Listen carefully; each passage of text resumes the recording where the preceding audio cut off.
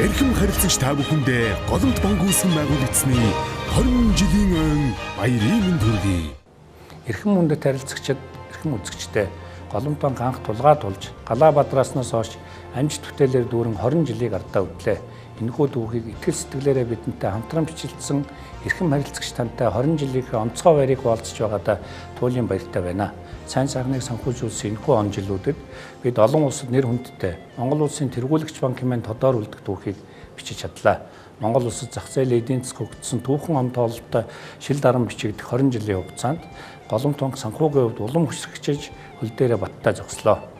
Анх 400 сая төгрөгийн дөрмийн сантай байгуулагдаж байсан голомт банкны нийт актив өнөөдөр манай улсын дотоодын нийт бүтээгдэхүүнээ 4.1, банкны системийн 20 орчим хувьтай тэнцвүүц 4 их найд төгрөг төрсөн байна. Өнгөрсөн 20 жилийн хугацаанд голомт банк Монгол улсын эдийн засгийн тогтвортой хөгжлийн тулгуур багна.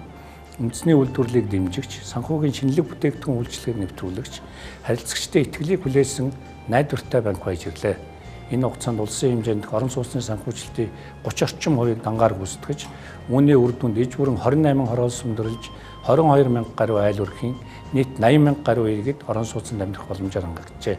Дэд бүтцийн хувьд тус банкны санхүүжилтээр зөвхөн сүүлийн 4 жилийн хугацаанд улсын хэмжээнд нийт 1668 км авцам ашиглалтанд орсон байна. Энэ бүхэн тус банкны хөрөнгө оруулалт санхүүжилтээр бий болсон үндэсний баялагын зөвхөн нэгэн хэсэг юм а.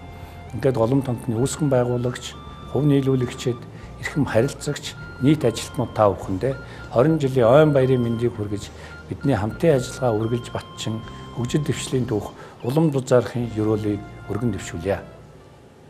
Эрхэм харилцагч та бүхэндээ голомт банк үүсгэн байгуулагчны 20 жилийн өн баярын мэнд хүргэе.